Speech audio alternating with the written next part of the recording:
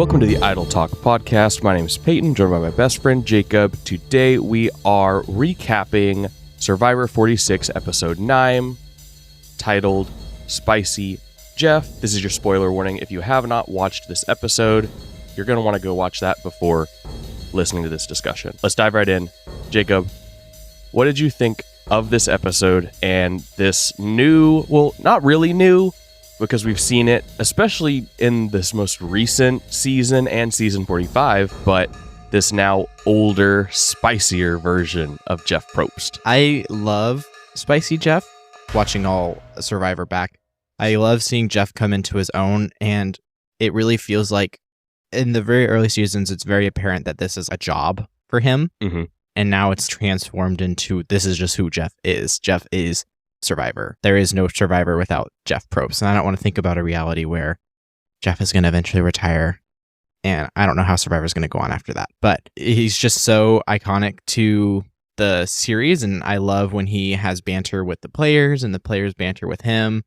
And so when he had the comment during the episode of you get the stacked lineup of the other two players and the other two groups of players, and the middle group is obviously at a disadvantage, and he's like, all right, I'm betting on y'all losing. I just think stuff like that's really fun. And then him bringing popcorn to tribal council was really funny, and him talking about it on fire of how he was like, should we just bring a popcorn machine and let them get popcorn? And they were like, no. But I don't know. I really enjoyed seeing that side of him. Yeah, we've seen it a lot this season where he didn't go as far on the rice as he did last season, but he had the countdown clock towards making a decision. But last season, he stabbed the rice and was really cutthroat about it. And there's been a lot of banter and back and forth with him and the castaways this season with the Nami idol and the headband that they put on it and some other back and stuff forth with moments. Jelinski. Yeah, and yeah, all the Jelinski callbacks and the what time is it? What's up, Jeff? What's up, Jeff? Like that. All those moments, just him, just the personality. So it's not even just spicy Jeff, but just this. It feels like a even more invested Jeff than when we have this direct comparison to the early seasons that we're also watching at the same time. It feels like he's a part of the game instead of just narrating the game. Yeah. And in the early seasons, he wasn't even narrating the game that much. He was just kind of He was just there to explain what was going on. He would just say, okay, we're doing this challenge. Okay, we're at tribal. We're going to vote someone out. Yeah. That's kind of the extent of what he did. So I really enjoyed him this episode. Yeah. And so, yeah, I think that it's fun. And I also love that it was interesting because, like, I think one of the most iconic moments from last episode was Kinsey, her turning around like, spicy. And so then we have that sort of through line right into this episode. And that was the first thing I thought when we saw the title of this was Spicy Jeff. I was like, oh, okay. We've like got this like through line of like spicy from last episode moving into this one. I was like, what is Jeff going to do or say? And I think the first real moment is, like you said, in the immunity challenge, where he really lays into Liz and Venus and Q. Yeah, if I was Liz, Venus, or Q, I would be so gagged. I'd be like, how are you going to say this? I'd be pissed. I would have been really upset. You call a spade a spade. You look at the lineup. One of them is very much at a disadvantage. Yes. But there's also this level of, it's what's crazy is it's a thing where Jeff has always had this level of, I think, professionalism where like he's just never done that before. And it would be one thing if over 46 seasons he had done that. Like he would always call out, let me just, call it how it is. You guys look like you're at a disadvantage. But Survivor has always been so intentional of, making tribes pretty even and all this, all that sort of stuff where he's never done that, And so that's part of what made it feel off, is that it was just like, this is the first time that he's putting on this, what he called his Survivor fan hat and just calling it how it was. I liked it. I think it's fun, but I also I didn't feel bad for Q. I don't care about Q. I felt bad for like Venus and Liz because it's like they didn't choose to be with Q. Yeah, they kind of just got stuck. They were relegated. I mean, they were on it was like a schoolyard draft type thing, and they were the last to be picked. No one wanted to be on their team. Yeah, that's why it's called Spicy Jeff. As we get into this episode, we're coming off of the Tevin blindside that was overshadowed by the Q drama. The Q drama at Tribal Council. And Liz is pissed. And that's how this episode opens. Is everybody processing what happened at Tribal, like we've been trying to do for the last week. They're all doing it immediately after the Tribal. And they're all very upset at Q. And so we're seeing all of this processing happening live in front of our eyes. And then Liz is so pissed that her resume game-winning move was overshadowed by Q. How did you feel about how all of this is kind of playing out in the first few minutes of the episode? Like the aftermath of the Q move, the aftermath of the Tevin blindside. What were your thoughts as we're seeing essentially the episode open? I mean, I wasn't surprised by anyone's reactions. I thought Liz's reaction was a little over the top, I thought. But I mean, she admitted, she has said on the show that she has a big ego. So I mean, if you have a big ego and you feel like you got your thunder stolen, I'm sure that would make you upset, especially if you're like a particularly emotional person. So yeah. I understand why she's upset, but at the same time, I feel like she'll have her opportunity to own it. So I don't understand like what the point in being upset is, because in my opinion, this is good for her. Yes. Because you don't want to paint a target. The best Survivor players are able to take out people under the radar. Mm-hmm. So if anything, this is a good thing for her because she can own this move later on if she makes it to the final three. Yeah, nobody's thinking and no one knows that this is something that she did. Well, I think everybody knows it's something that she did, but nobody's thinking about it. No, like it's not at the top of anyone's mind right now at all. Because when you think about that Tribal, that's not the thing that happened. Tevin went home, but that's not really the thing that happened at Tribal. The thing that happened at Tribal was Q's big blow up. Yeah. So, in my opinion, I think it's a good thing for her. I just don't think she's understanding it in the moment that it's a good thing, but honestly, it's a good thing. I loved the drama of Tiffany and Q. Whenever, I'm trying to remember what she said, but like when she was like mocking him. Oh yeah, when she was like, "Are you stupid? Are you dumb?" That was so funny. So I loved seeing Tiffany's reaction to Q. I feel like this has to be like the biggest 180 of a duo alliance turned enemies that I've ever seen. Oh yeah. I don't really...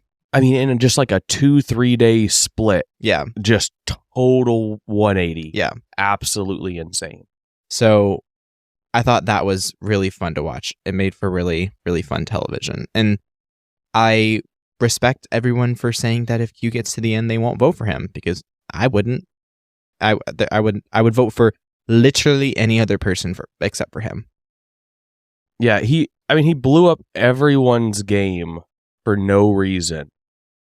And I don't understand it. And it's also one of those things where it's going to be so interesting to go back and rewatch this season with the knowledge of how this whole season played out and how Q was later in the season, because Q's he was the same person the whole time, right?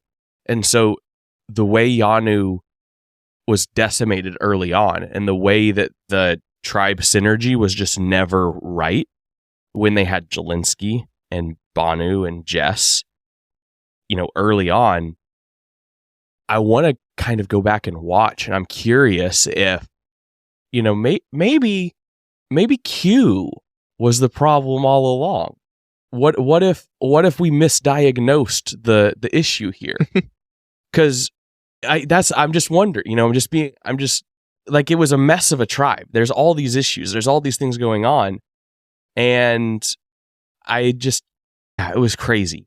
So I'm thinking that when we go back and watch this season again, obviously, hindsight's 2020. I think we might look back on the disaster that was the fall of Yanu through a different lens. And we might look at how those initial 3 boots fell a bit differently. I don't know. I think this is like a whole different conversation to be had. But I don't know. I don't know if I'd feel very different because I feel like this side of Q didn't come out to the extreme until the merge, and that there were too many people that weren't under his control. I think with the Yanu people, he was able to like keep it under his grip, and then when people started deviating from what he wanted, that's when he started to crack. Yes, but also the fact that he's proven to be not an effective leader, and the tribe was always kind of under his leadership, and they were losing, and they were just in this mess. I mean, who was with Jelinski on the sweat task? Yeah, I mean, that's true. Q, right? And the task where they're doing the persistence, that whole archway task where Jess is having to support the tallest part in the middle, who is telling everyone what to do?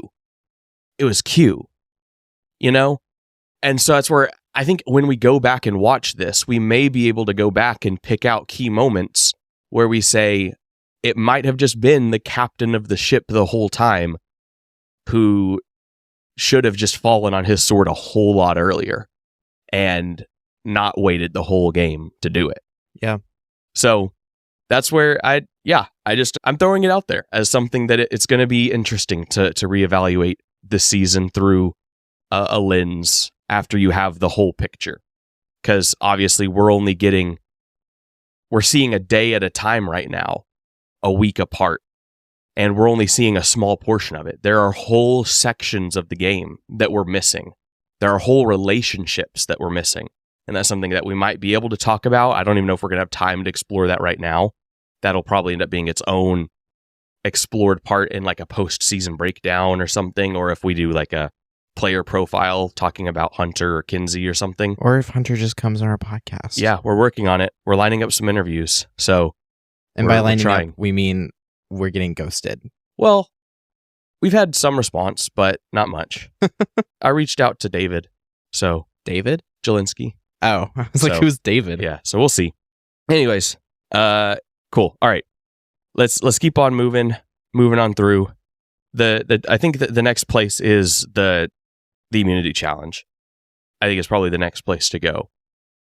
And this is the 3-phase group of 3 challenge. And the way they have them divvy up, is this the same way they divided up last time? Or was it random last time? Well, I'm pretty sure that they let them decide how they divvied each other up, but I'm pretty sure they did it randomly. Like, I think they drew rocks or something like that. I don't think they picked each other. Mm-hmm. I'm pretty sure they did some sort of randomized method to get themselves into groups. Yeah. It was so weird. Like, the way they did this was just very clearly, they were like, all right, hey, none of us want Q, and so we're just all going to pick just non-Q people, but not our immediate allies, kind of, right now, and we're going to just do it, and we're going to leave out Liz and Venus because they're on the outside, and there's nothing anyone can say. Yeah. It was just the 6 people who are in a good position and the 3 people who are not. Yeah. And I mean, that's just what it was. I am really happy, though, that they changed in this season. I don't know, because they wouldn't have gotten feedback in order to change it, so I don't know why they did, but I'm glad they did. But in the previous season, the group of 3 who lost the first phase of the challenge lost their vote, and they had to try and earn it back. I don't know if you remember, but they had to go and solve the math problem. And I know it was Emily and Austin. I don't remember who the third person was, but I know Emily was one of the people who lost her vote and then wasn't able to get it back. Yeah. But I don't remember who the third person was. I don't remember. Anyways, so I'm really happy that they changed it. I don't know why they changed it, but maybe they just saw in between seasons that they recognized that wasn't a good decision. Mm-hmm. And I'm glad they changed it, and I hope they keep it that way, because this has been it's been a couple tribals that have been normal in the sense that everyone has their vote, no one has an extra vote. It's been like normal Survivor, which has been refreshing and a breath of fresh air. Yeah, and that is what Survivor should be. I don't think that I love it when there are no lost votes or extra votes. Yeah. I think that as far as voting power, it should be even playing field across the board.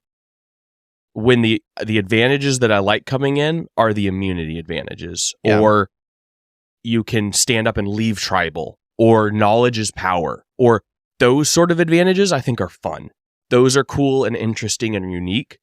The ones that are weird and screwball-y and mess things up and start to make things way too complicated are once you start having lost votes or extra votes and stealing vote and all of that sort of stuff is where it becomes weird. Yeah. Your only power in the game is voting. Yes. So, and to have that taken away is for no reason. We talk about this all the time. Yeah.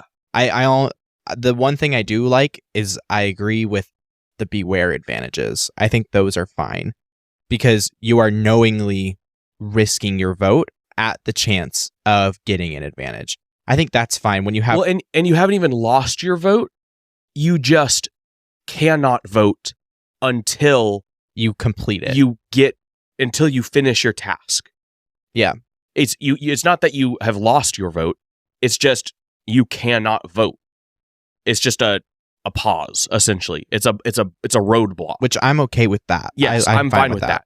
That it's just a barrier to vote. It's basically the urn is locked. It's a lock, which is okay. You haven't lost your vote. But anyways, I'm glad they changed that in the challenge. But I agree. The thing that I want to touch on is Q asking Charlie to throw the challenge. So when they divvied up, Hunter ended up getting paired with Maria and Charlie, and Q approaches Charlie and he's like, do you really think you're going to be able to beat Hunter if y'all get to the end and y'all three are squaring off? Do you really think you're going to be able to beat Hunter? And if you don't think so, I think you should try and throw the challenge, which is really bold of Q to ask that. I personally think it's something to consider, but I personally would not throw the challenge because especially after hearing D talk about it, I think throwing a challenge is a valid strategy and I think it can work. I think the dangerous thing is not even, I think the most dangerous thing is not even making sure that you are so secure in your alliance that you know you will not go home if you throw the challenge. I think the hardest part is making throwing the challenge look believable because it's really obvious it's really obvious if you're not trying. And so if you're not trying, people are going to know you threw and then they're going to vote you out because they're like, oh, you threw. Why would you throw a challenge? You're playing too hard. You're throwing challenges to go try to get people out. They're going to vote you out for that. So I think that's the most dangerous thing about throwing challenges. But I'm glad Charlie didn't throw the challenge. I think that would have been stupid if he did. And obviously, it's not stupid that he did, or very good that he didn't because he won. So very good that he didn't listen to Q to throw the challenge. Well, I think that you need to go into... I think that he made the decision when he looked at the challenges, right? Like he sees there and he looks at it, and I think you look at the final stage and you say, okay, can I beat Hunter at the last stage of the challenge? Because that's all that matters, right? If you lose on any of the previous stages in a fair competition, it is what it is. All that matters is if you think you can beat him on the last stage. And so my thought process would always be, if I know with 100% confidence that I cannot beat Hunter or whoever it is that I need to get out on that final stage, then I would have to really consider throwing or slowing us down. to try and prevent us from getting to the final stage if I felt secure enough. But you do also have to like weigh, your options. It's like, oh, but I'm risking immunity. But it's one of those things where you do also have to know yourself, because it's like the hanging from the pole one, the get a grip. You have to know whether or not you stand a chance.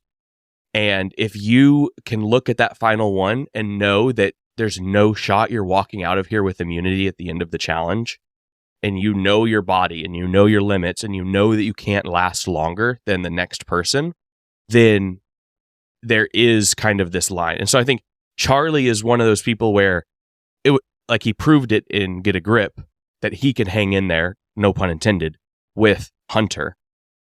And so I think he looked at the final challenge and said, okay, I can actually compete. And so he said, I'm going to. And then he did it and he won.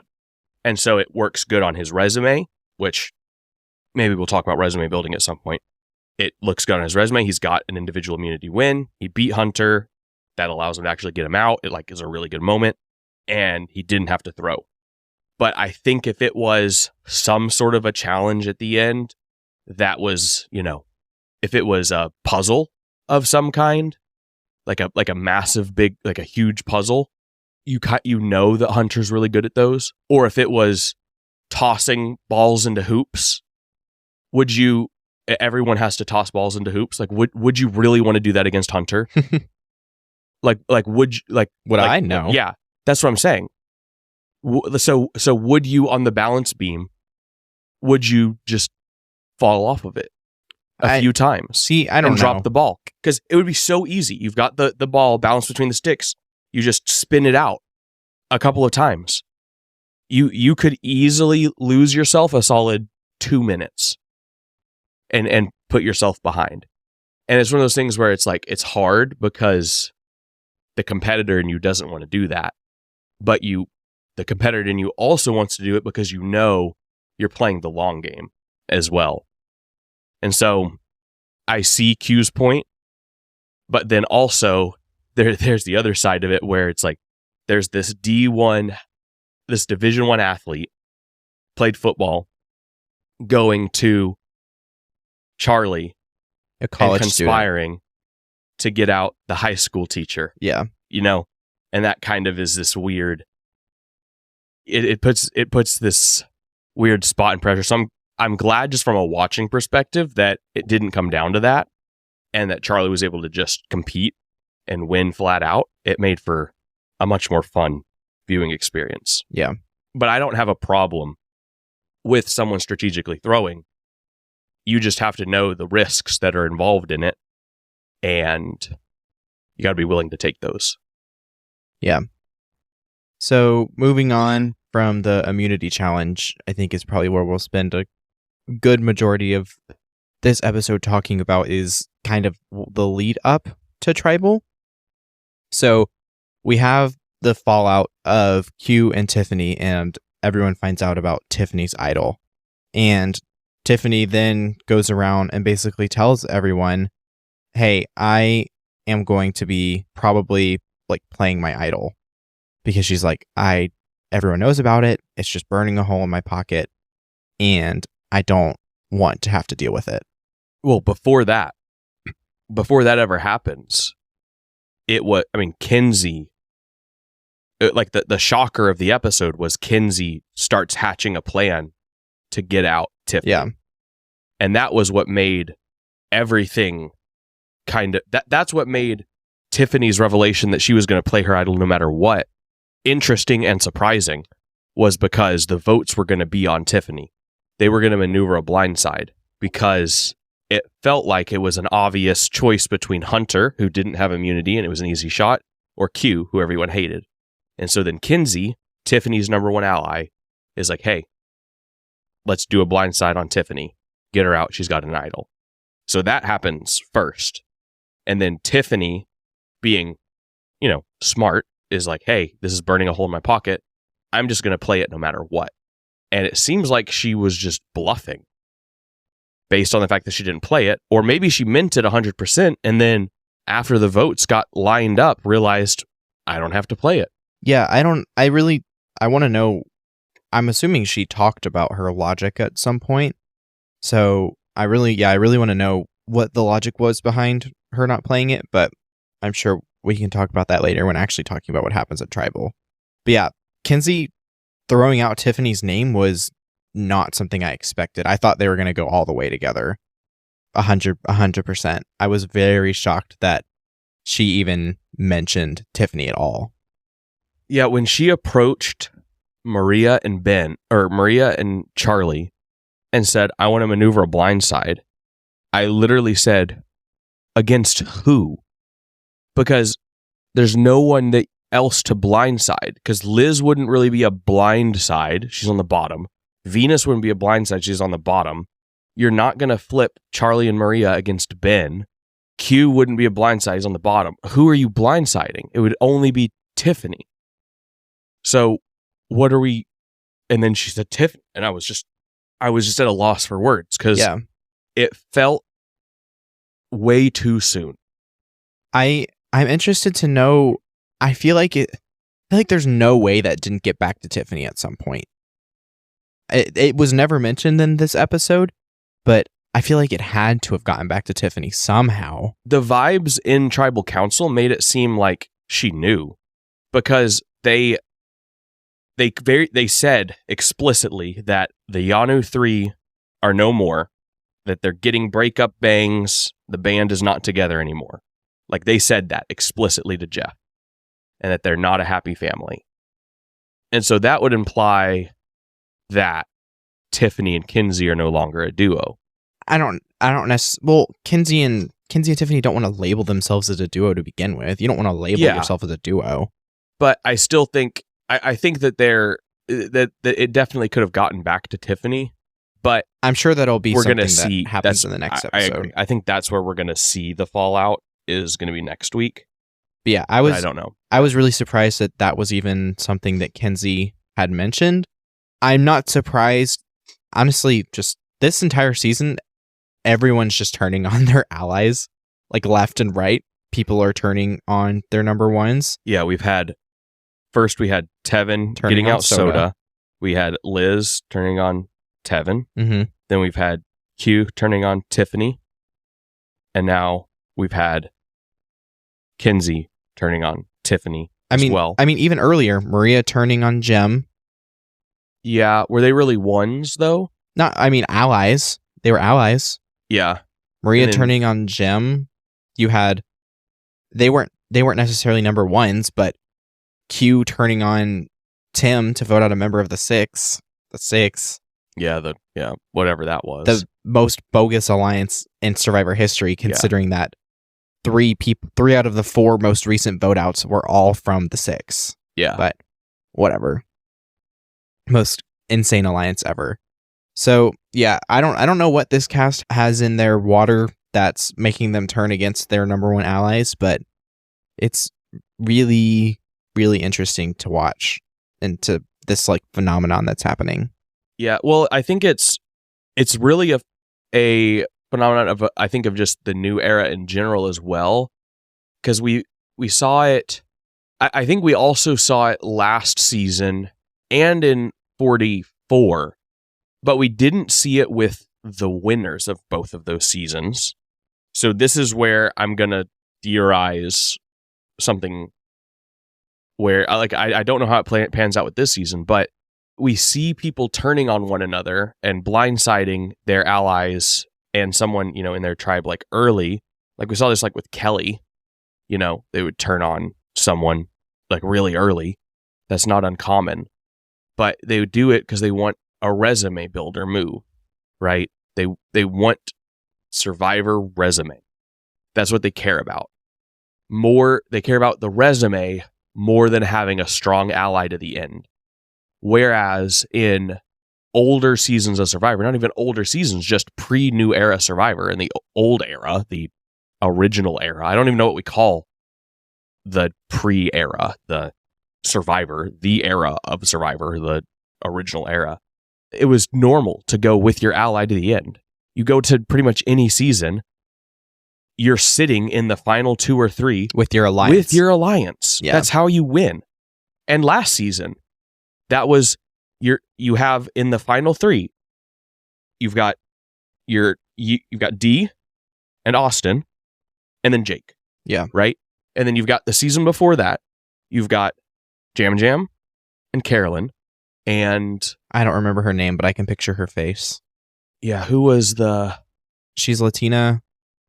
Had like really curly hair. She was older. yeah, Heidi? Yeah, Heidi. Yeah, that was her Heidi. name. And then Heidi. Right? And so it's like you get to the end with your with a number 1 and then someone else makes their way in. That's almost always the way it goes when there's the 3. Or if there's 2, it's you and your ally.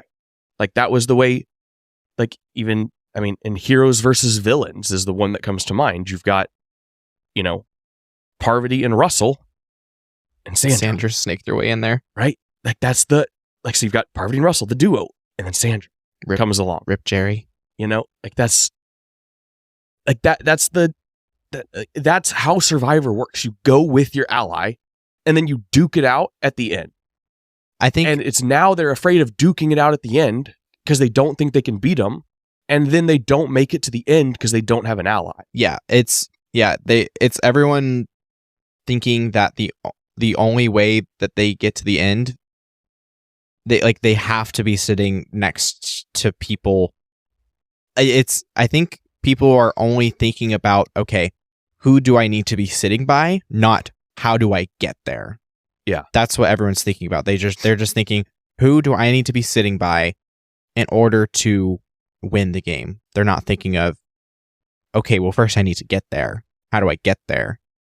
So, because I think it's more important that you have a shot at pleading your case than not having a chance to plead your case at all.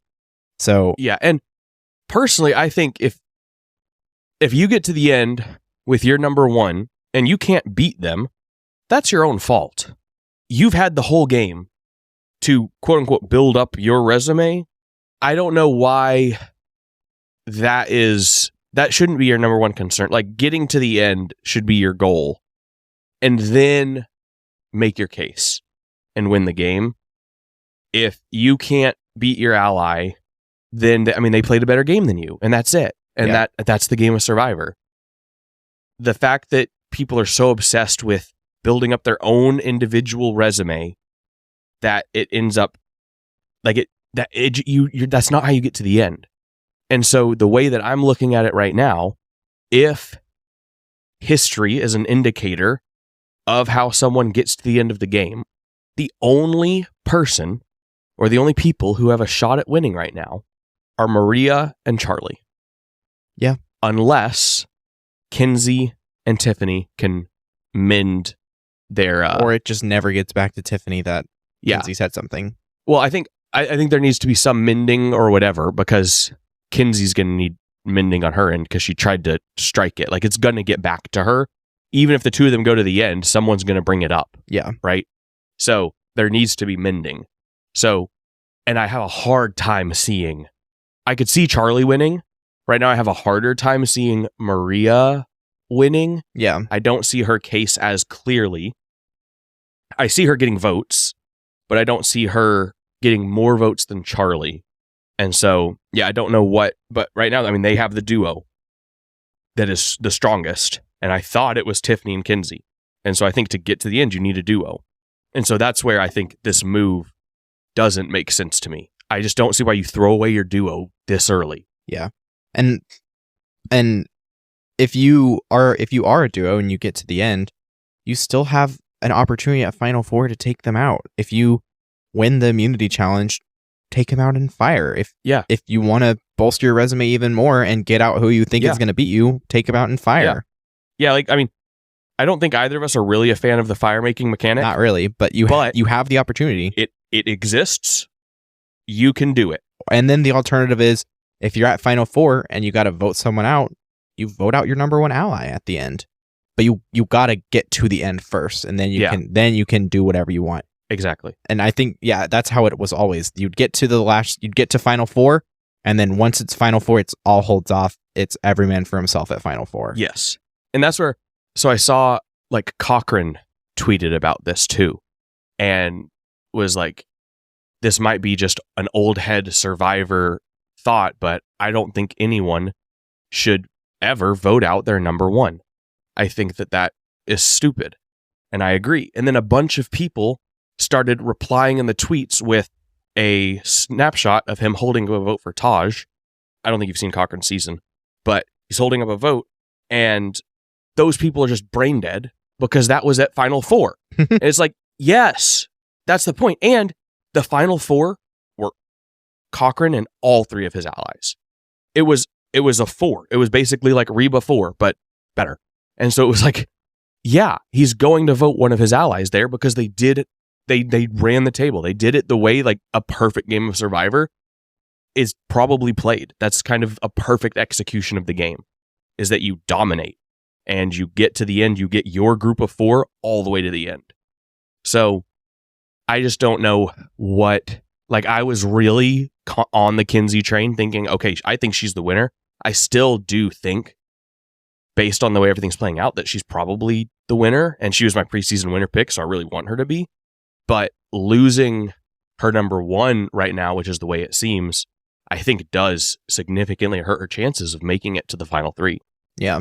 Unless we see, granted, I haven't seen seasons 43, 42, and 41, so I don't know if you recall those final 3s, but were there duos sitting at all of those? No. Because historically in Survivor, that's the way that it pans out. 41, no.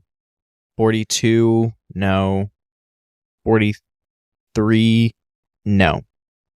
Because 42, Marianne voted out. Actually, in 42, Marianne voted out her number one ally. She voted out. At 4, though? No, I don't remember when it was, but she voted him out.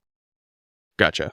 But yeah, it's interesting to think about. Yeah, I mean, but that's kind of the new era, right? That is a new era thing where that's what they're doing here. It was very uncommon before this time. Yeah. It seems like anyways. But I think we should move on and talk about the kind of the drama that leads into Tribal, which is there's one side wanting to vote for Q. Yep. One side, the Tiffany plan kind of fizzles out and people are on either Q or Hunter. Yep. And Hunter's trying to gather votes to vote for Q. Q is not really doing the same. It's more just there are people who are scared of Hunter. He was just there. And then Hunter is trying to gather people to vote for Q. Well, he's really trying to gather people to vote for Ben, but then realizes there's not enough momentum, so he needs to just switch to Q. But what's really interesting is, and the biggest misplay of the season, in my opinion, is he tells people about his idol. Hearing his logic from his exit interview, I understand why he did it, but I still think he shouldn't have. I understand his logic is, okay, I play an idol and then what? It just gets me here another day and I go home the next day. Yeah. But at the same time, it's like, yeah, but another day is the difference between you winning and losing. You go another day, you get another chance to win an individual immunity challenge. You go another day, you get another chance for someone to screw up and make themselves the target. You go another day, you get another chance to build alliances. I just think, so I understand why he didn't, but I still think he should have kept his idol a secret, and I think he should have played it no matter what, because his name was on the chopping block, and he was talking about in his exit interview how he was trying to read people at Tribal, and he was really confident that Kenzie, Venus, Liz, and I can't remember who the last person that voted Q was. Charlie. No. Siga all voted. Siga, he said he knew that the Siga people were not with him. I mean him. Yeah, himself. Yeah, himself. So yeah. he said he was confident the Siga people weren't with him. Yeah, they all. But his misread was Tiffany. Yeah. Because Tiffany and Q were like going at each other. And yeah, it was like personal. And so he was like, I thought that their bickering was the sign that Tiffany was like done with Q and was going to vote him out. And he misread that situation. And I still very much think that wasn't like a show, an act. That wasn't a show. Tiffany definitely feels that way about Q. I just think that Tiffany recognized Hunter as a bigger threat than her hatred towards Q. Yeah. Which is smart. It's smart. And that's why She's playing the long game. Yeah, that's why she didn't let her current frustrations with Q blind her to seeing the way to the end. And that's what makes a winner. Yeah. Right? That's something that that's a Sandra kind of move. Like, that is a legitimate Survivor legend power player move where you can see past your current pet peeve, like the thorn in your side who's driving you insane, and you can keep them around even though you don't want them there, and get out your biggest adversary, your biggest threat, and you can be cutthroat, get them out, and then go take out the person that annoys you. Yeah. So I understand why Hunter didn't play his idol, because he misread Tiffany. And it's sad. I really wanted Hunter was my preseason pick. And apparently a lot of people's. He was Rob's and Rob's wife, but Rob's wife said he couldn't pick the same one as her. So he was multiple people's preseason picks. He was pretty popular. I wouldn't be surprised if this is not the last we see of Hunter if we start getting returnee seasons. So I wouldn't be surprised if we see more of Hunter. I think if there's a fans versus favorites, I think he makes a comeback for that. I don't think he'd come back for he second won't come chance. Back. Yeah, I don't think he comes back for he's not. I don't see him as an all-star.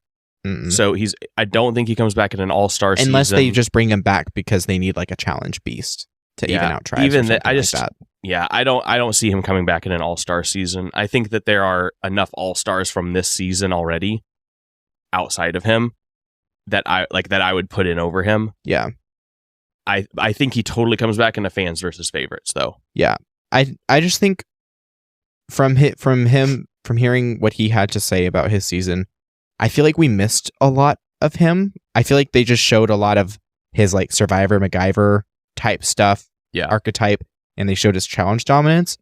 But I really wish we got to see his relationship with Kenzie that he talked about, and them going to pick flowers, and that he had this. Apparently, he made a bunch of fake idols that we didn't see in his secret room. He had a secret room that he showed Kenzie. Apparently, they were really close that we didn't know. Yeah, we never saw. Yeah, she was his number one. I don't know if it was reciprocated, but it was reciprocated enough that the reason that he was let on was because Kenzie told him. Yeah. That was the reason that he was let on to him potentially being gone. That was honestly when you talked about you didn't like him telling people about the idol. And I agree. I think it would have been probably smart to just keep it a secret. Or if you're going to tell because you need to try to win some votes in the future, okay, go tell Venus and Liz.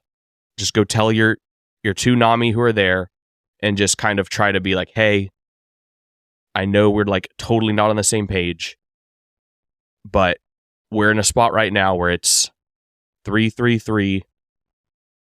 We can try to, if we can come together right now because we're all on separate pages, if we band together for a few votes, let's do this. I'll play my idol tonight. Who would you guys want to vote out? If he would have approached it in that way, I think that would have been really smart. So that's probably what I would have done. I was always just I don't know why he went to Kenzie. Now knowing the context of Kenzie's relationship with him, I get why he went and told Kenzie, but watching the episode, I was super confused why he went and talked to Kenzie at all. Yeah. I didn't understand it. Yeah, it felt really out of place. If I was Hunter, I would have just, because he was having a hard time pulling Venus and because he hadn't really strategized with Venus or Liz and stuff in a while, I would have just gone and said, hey, I'm going to play this. Who would you like to get out? And that would have been totally the way, I think, to win Venus over. Let her pick from everybody else still in the game. And if Venus is let's get out Maria and let the votes go on Maria and let it be Venus's move, I think that works good. Then it's your idol play, get someone out. Venus makes the pick. It's a shared move. Now you have kind of forged this relationship, this alliance, this whatever, and now you're keeping it kind of low key. I think that could have probably worked better instead of walking up to her and saying, play ball with me just this once. Like, I don't know how he thought that was going to go over well with her. I mean, it went over well enough. She voted with him the first time. Well, because they were splitting votes at Tribal. They were splitting votes between the two of them. That was the plan. Like, they were always going to split the vote because they knew he had the idol. And if he played the idol, Q was going home. Like, I don't think that they... Like, you know what I'm saying? They were always just... It was always just going to be a split vote between Hunter and Q. And whoever goes home goes home. They don't care. Everyone was on the same page. That was always kind of the plan at Tribal. Everybody on the tribe was on the same page. And so I don't think Hunter was never going to get votes for Ben walking up to her and saying, hey, I have an idol. Do what I want. Please play ball with me just this once. Because, I mean, you've been out there with her 17 days. You know that's not going to work. You know her personality. You know, like, she's headstrong, and she's not gonna just play ball with you just this once when you haven't been playing ball with her the whole game, whether you want her to or not. You've got to approach it a little differently. And so that's probably how I would have approached it, and that would have been an interesting way to go at it. So I think probably best case, you keep it secret, you get out someone like Maria. That would have been really interesting. And then if you're not going to do that, go get, bring in Venus and Liz, just keep it in the Nami. I think where he messed up was bringing in Kenzie, but I guess if they were that close, maybe it makes sense, but I was really confused by that whole situation because there's more context that we're missing. Yeah. But I did love the moment in Tribal Council where the votes are being read and Hunter looks back at Kenzie and she just makes that little nod. I don't know why, but it was so, I don't even know how to describe it. So mother, I feel like is the best way to put it.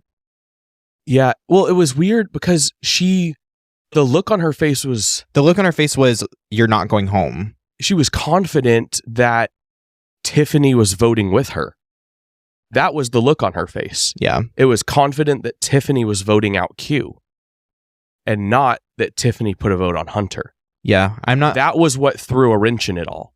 And so the second that the votes were tied and they all went to revote, it all sunk into to everyone there. They were like, oh, well, okay, he didn't play his idol. We can just all get him home, send him home right now. Yeah. And that's what they did.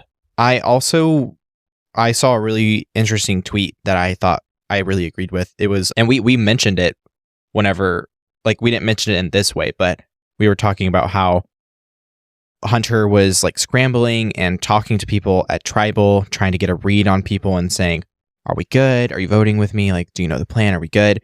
And he's saying all this stuff. And then in the background, Jeff's asking questions to people and still talking. And we were I don't know anything that Jeff has said this entire time. I don't know any questions he's asked. I don't know who he's talked to. Mm-hmm. And I saw a really interesting tweet that was a really good, production did a really good job with that because we're kind of getting into the headspace of Hunter, of the paranoia and the being frantic, and we're not paying attention to anything Jeff's saying. So I thought that was really cool. Mm-hmm. Yeah, it totally was. It made it so hard to know what was happening. It was just, I mean, the camera angles and everything. We were so close in on it was just cutting into very specific people when they were talking and seeing, what they were saying. And so I want to watch it back through the Tribal Council so I can actually hear the questions that were being asked. So that way, because I feel like that's probably good context for us to have moving forward. Yeah. But I have no clue what the answers to anyone's questions were. I don't even know who he asked a question to.